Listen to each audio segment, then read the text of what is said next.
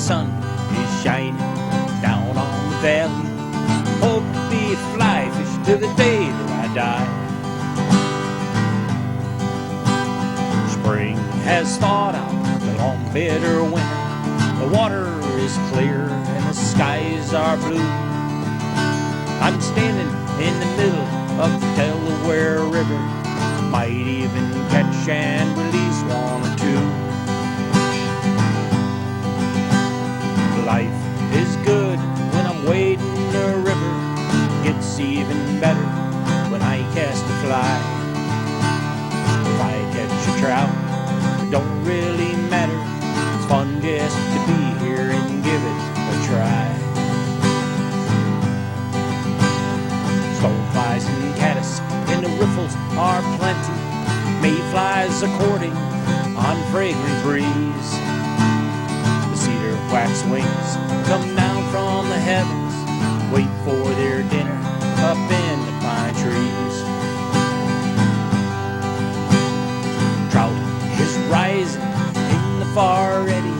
I make a false cast, then take my aim.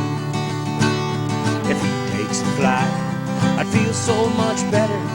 And if he doesn't, I'll feel no shame. The water is cold and my waders leak. It's raining now on my favorite stream.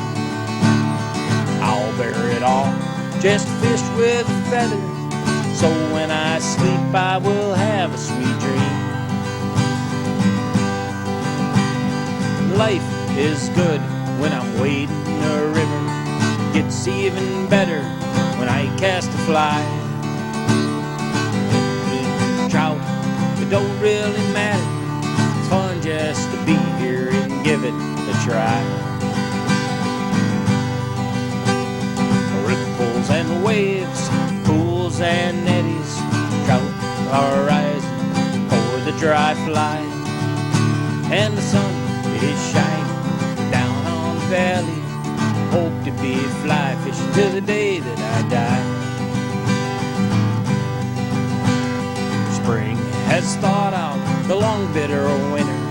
The water is clear and the skies are blue. I'm standing in the middle of the Beaver Kill River. Might even catch and release one or two. Ripples and waves, pools and eddies, trout are rising for the dry fly.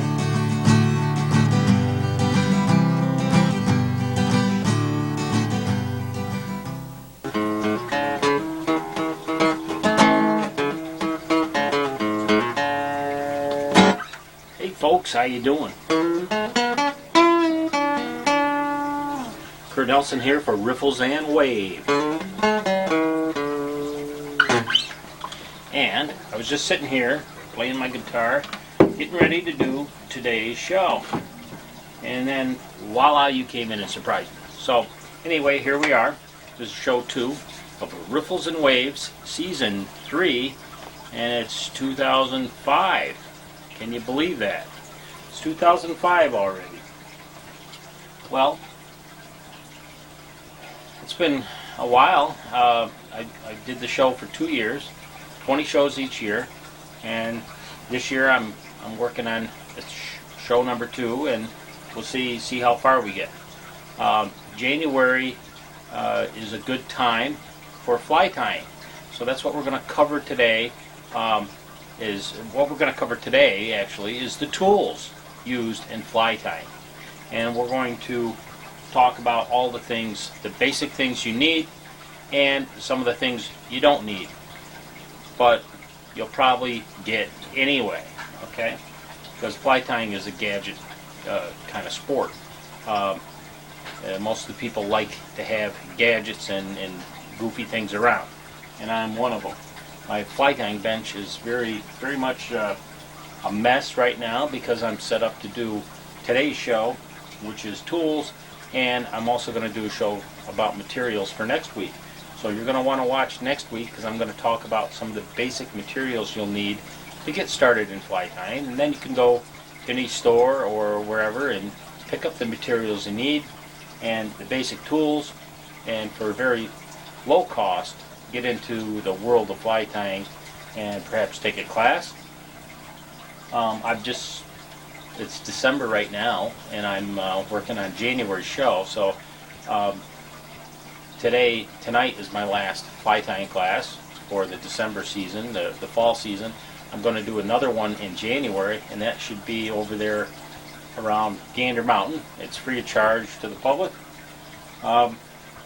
So look me up over there if you want to get into fly tying. And I'm also going to be doing fly casting and leader construction seminars and other things like that as time allows. You know, I'm pretty busy, and it's hard to get a whole lot of time free, but I will be over there trying to do that. But right now, let's talk about some of the tools.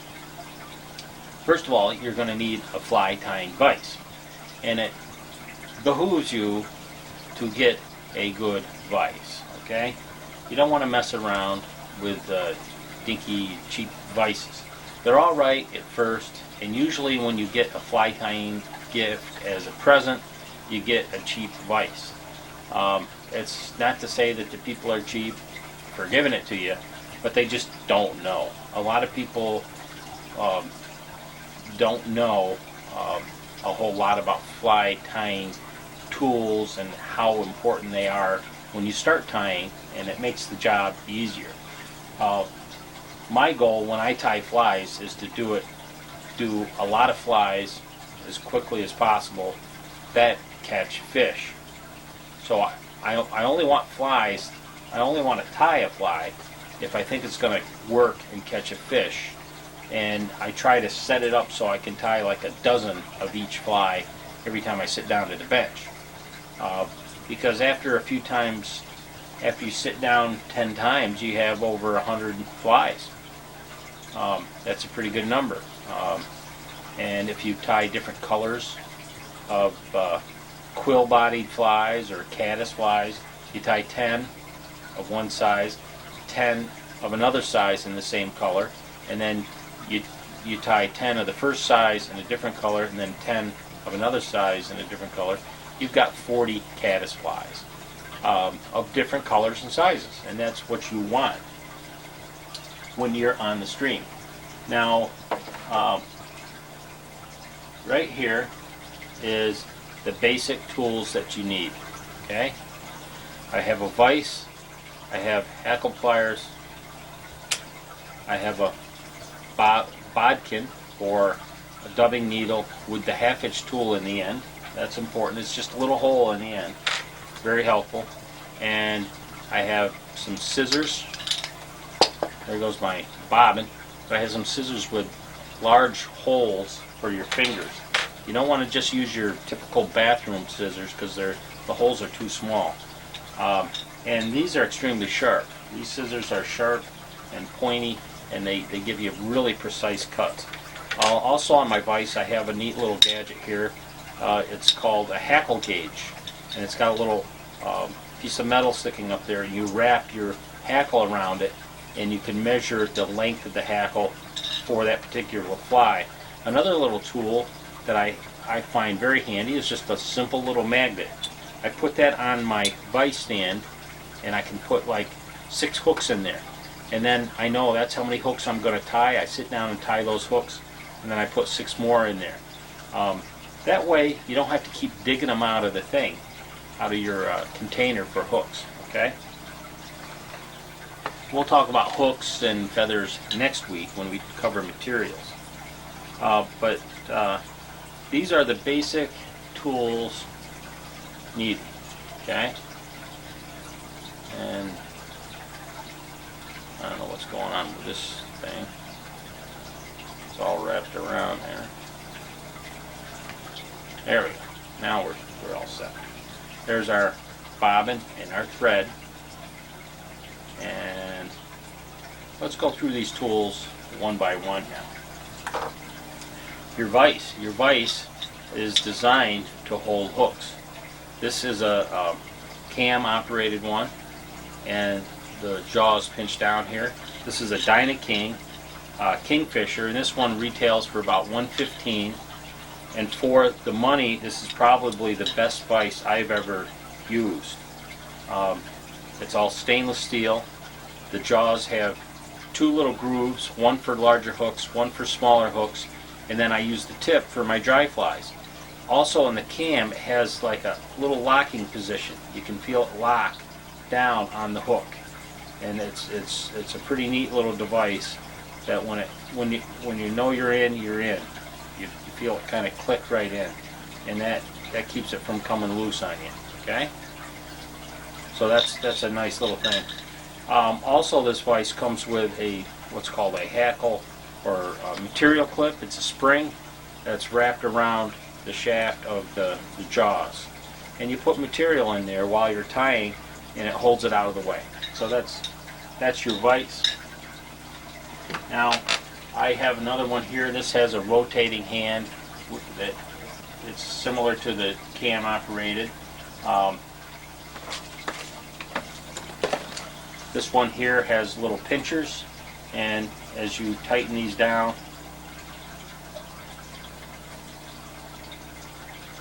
as you tighten these jaws down,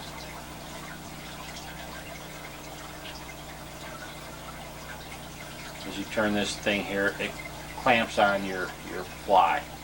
Very nice, simple design, holds very securely, has a C-clamp mounting system. The problem with this is sometimes you go camping and this won't fit on the picnic table. This one here is mounted on the base, and this one here is great when you go camping because it'll fit on any table you have.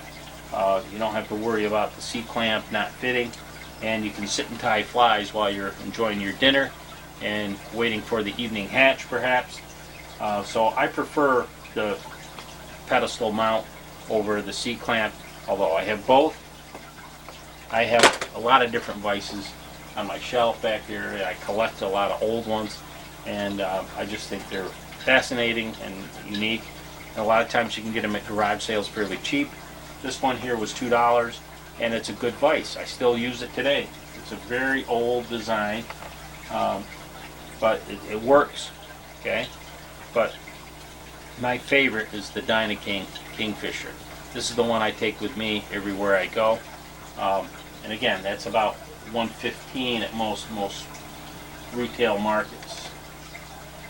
The bobbin is important because this holds tension on the thread. These little spring arms here hold tension on the thread so that when you're wrapping it around the hook, it stays tight. Okay, because you're pulling the thread off of the spool with a certain amount of tension, and that helps you when you're tying flies. This also gives you the control you need of putting the thread right where you want it to tie things off to a very small hook, size 18 or smaller perhaps. But that's your bobbin. You also want to make sure the tip is fluted. By that I mean it's like a trumpet horn. It's fluted. What that does is that prevents you from breaking your thread. Okay, if you have one that's straight, I found that they tend to break the thread a lot, and it gets pretty aggravating. Also, they sell a threader, a metal threader for threading these bobbins. These can be kind of a pain, very small hole there, and you got to feed the thread up through. But these here, if you use the threader, it scratches the insides and leaves a little burr, and then no matter what you do, you're going to break your thread. So don't use, a metal threader. There's a couple companies out there that make ones using monofilament that you poke down through there and pull the thread back up through. They work nice, and they won't scratch the inside of your bobbin. But it does. It's not that difficult of a job. Usually when I'm tying, I'll have 2 or 3 of these of the same color. So if I break the thread, I just pick up another spool and keep right on tying. Okay. We talked a little bit about scissors. These scissors are pretty much the same, except for this one has like a wire cutter notch in the jaw for cutting thicker material. This one here doesn't. It's just a straight scissors. This one has shorter jaws, and this one has longer jaws. No big deal. This one was like 14 something. This was probably 5. So again, keep in mind your budget. You have to look at how much money you're willing to spend or part with for your fly tying needs. And one of the old jokes is in fly tying is that I started tying flies to save money. Well, that's false, because once you get into tying flies, you're going to be buying $50 necks. You know, I've got probably 30, $50 necks in there. Okay, figure it out. You do the math. I've got doving boxes. Each one of these is like $9 to $14 a piece. I've got 6, 7, 8 of them. Okay, add it up. You don't need that many. I just end up with that many. And again, you start collecting books and everything else. When you add everything up, it's a fortune. Okay, but it's a hobby. And Aldo Leopold in Sand County Almanac said that every man needs a hobby, and I don't just mean men. I mean everybody needs a hobby. And a good hobby is a hobby that you spend a lot of time doing absolutely nothing or very little. Okay? Fly tying is one that you actually spend a lot of time doing, and you're reading books, you're tying flies, but you're also getting something out of it. You actually do get something out of it. You get flies. They may not seem like a lot, but if you figure a fly, usually hand-tied flies, usually about $2 a piece. You tie 100 flies, that's $200 worth of flies. Okay, so it can be a break-even sort of hobby if you don't go overboard. I went overboard. Now another tool is the bodkin. This one is, I have plastic ones, I have other metal ones, bigger ones. But what this is a needle, very sharp needle, and strong needle, stainless steel, in a brass body, octagonal in shape so that it doesn't roll off the desk. You set it down, it stays there. And in the end, it's got a half-hitch tool, which is just a hole in the end, so you can wrap the thread around there, put it over the eye of the hook, and slide it off and tie off that material. Like say if you're doing a wing, you want to tie that wing off. If you're doing a hackle, you want to tie the hackle off before you do your whip finish knot, because sometimes it'll come loose before you finish your whip finish knot, and you'll have to start all over with that fly and redo the hackle.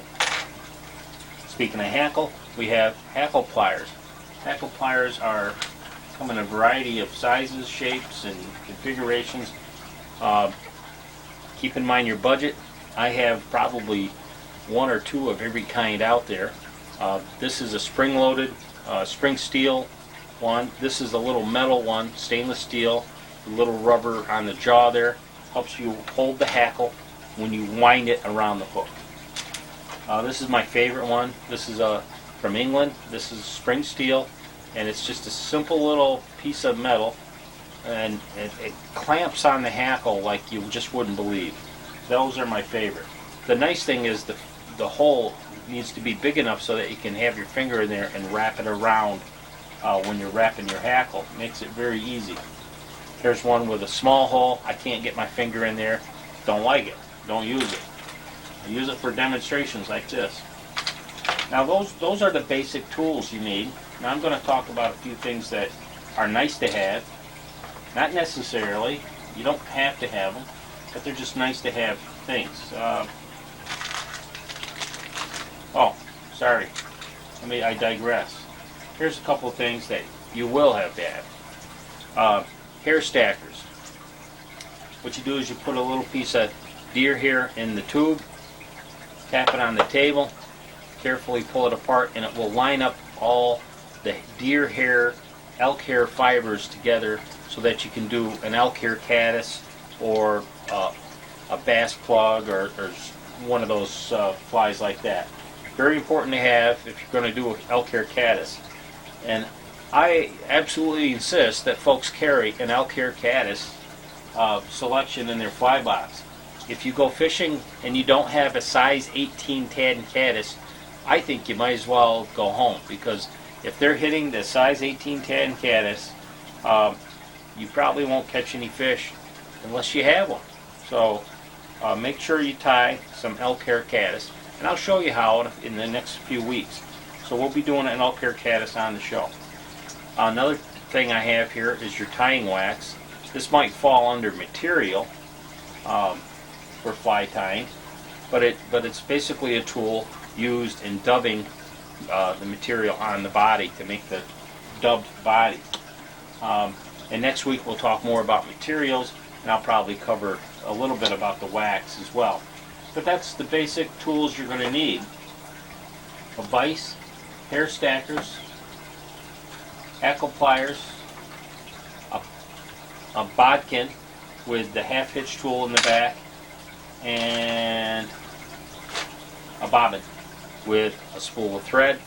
And this is olive. I use olive on most of my flies. The only time I don't use olive is if it's a black fly type bug, like a stonefly nymph. I might use a darker olive. I might use or a black thread or a brown thread for that to make the head look more alive like. But that's that. Now I'm going to get into some other tools, and this is my giant whip finish tool. I use this in my classes to demonstrate it. And basically you're going to hook the thread on there and go like that, and put it on the hook, and you wrap that around the eye of the hook, and then you pull it down and pull it down like that and pull it off, and that's the whip finish knot. It's more impressive in person with that. Here's the actual size of the tool, very small, as you can see.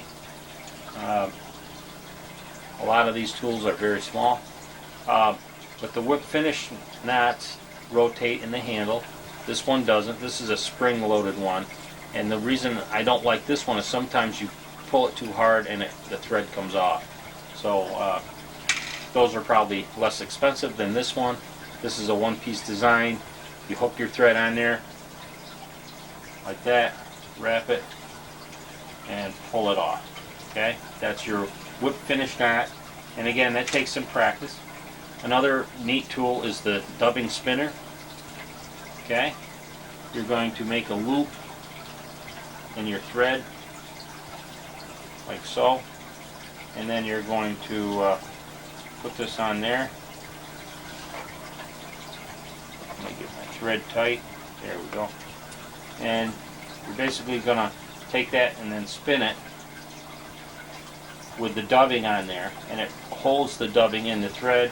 You take it off and you wrap that dubbing around your body, and it gives you a really nice dubbed bodies. Okay, so that's the dubbing spinner, and they come in a variety of different shapes and sizes and prices. When they first came out, they were like $38. Now they're down to like $8 or $9. Another neat little tool that isn't necessary is, and again you start getting into your budgets, is the magic tool. Okay, these retail for about 35 bucks. Basically it's a series of plastic or clothespin type devices with a spring around them, and you place your feather in the one, and it aligns all the fibers up on one side. You clamp it with the other clamp and then cut it off, and then you split the fly tying thread and you place that in there, and then spin the thread again, and it holds all that CDC materials, which you usually use this for, is CDC, which is very high floating type material, and it really looks buggy. It goes bee like that on the fly, and it's pretty cool. pretty cool stuff. We also have another tool that's not necessary, are wing burners. And again, these are budget related. You don't need that. But the wing burners, you place a feather in there. This is too big of a feather. But then you would burn it and it would melt the edges and make a nice wing for you to tie on your hook to use as a fly. The wing burners are pretty cool. And there's other techniques involved in making wings. There's all kinds. This is just one of them. But again, it's not necessarily that you have to have that. Some other things you may need is fly tying head cement. On my dry flies, I don't use head cement. I think it makes them too heavy. And there's another type of head cement. And I think that's pretty much it for the tools. Let me go over that one more time so that you can make a list. You're going to want a good vise. You're going to want to have some good hackle pliers. You're going to want to have a good pair of scissors. You're going to want to have a bobbin with thread. And you're going to want to have a dubbing needle or bodkin, okay, with the half hitch tool. You may want to have a hackle gauge that fits on your vise like that. And you're going to want some wax. And you're going to want to have a hair stacker, okay? So these are the basic tools, and most of these tools range no more than probably $5 to $10, and the vise is about $1.15. So for a very small amount, you can get set up with high quality fly tying tools. Okay. Now next week we're going to talk about fly tying materials, and you see I got all kinds of stuff here, materials, and my desk is a mess because I'm set up to do that show. So anyway, next week we're going to talk about the materials needed to tie flies, and then in the following weeks we're going to be doing some fly tying. We're going to do an elk hair caddis, a hare's ear nymph maybe, some dry flies with split wings, and Kurt's killer stonefly. And these are all flies that you want to have in your fly tying box when you go dry fly fishing or nymph fishing in the spring. And I'm not sure what clip I'm going to show, but I'm sure I'm going to have some footage following this segment here, and we'll go out with credits. So until next week, keep on thinking about fishing. It's fishing with a fly. Hope I do it till the day that I die. You know I like to go fishing. Like to go fishing. Like to go fishing. Fishing with a fly.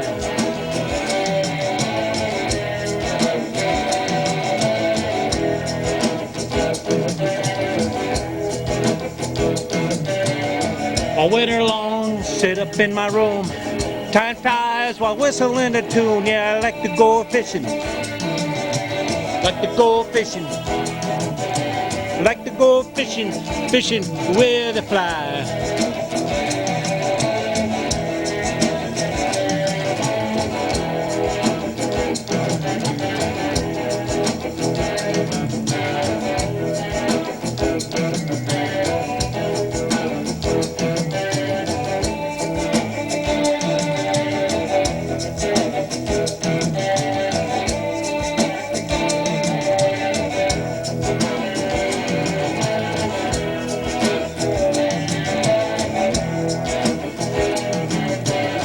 In the springtime, I go to the stream, fish all day long, landing like the dream. I dream about fishing. Partying around. That's why I came home instead of stopping at the store to tell you what awesome storm it was. But you're like, oh, okay, I'll put the truck in.